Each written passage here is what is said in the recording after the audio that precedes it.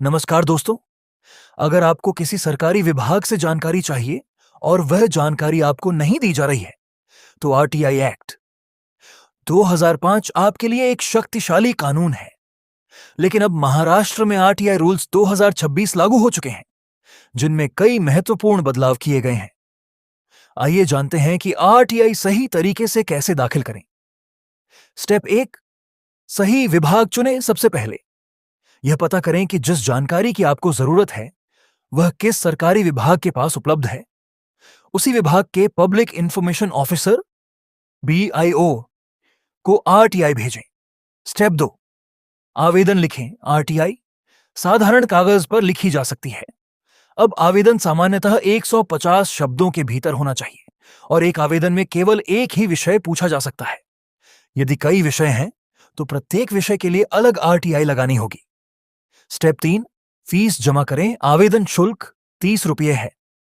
भुगतान नकद, court fees stamp, demand draft, postal on order या यूपीआई ऑनलाइन माध्यम से किया जा सकता है। स्टेप 4, पहचान पत्र संलग्न करें। अब आवेदन के साथ self attested photo ID proof लगाना आवश्यक है। बिना आईडी प्रूफ के आवेदन वापस किया जा सकता है। स्टेप 5, सूचना की कॉपी।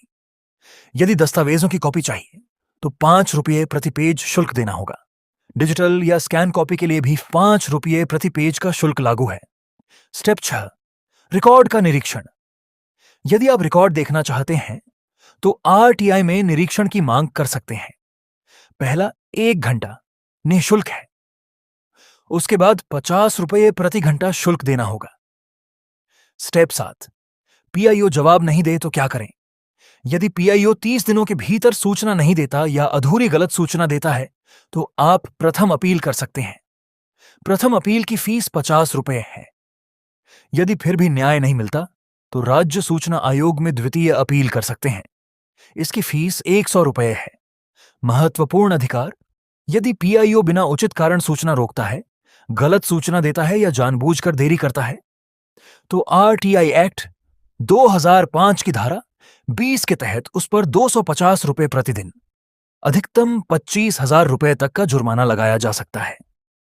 आयोग आवश्यक होने पर विभागीय कार्रवाई की भी सिफारिश कर सकता है। अंत में आरटीआई केवल एक आवेदन नहीं, बल्कि हर नागरिक का कानूनी अधिकार है। सही तरीके से आरटीआई दाखिल करें, अपने अधिकार जानें और सरकारी व्यवस्था में पारदर्शिता लाने में अपनी भूमिका निभाएं। यदि आपको आरटीआई, अपील, शिकायत या कानूनी जानकारी चाहिए तो हमारे चैनल को सब्सक्राइब करें और वीडियो को अधिक से अधिक लोगों तक शेयर करें। रियल वॉइस फाउंडेशन से ऐसा अहम फानूस, धन्यवाद।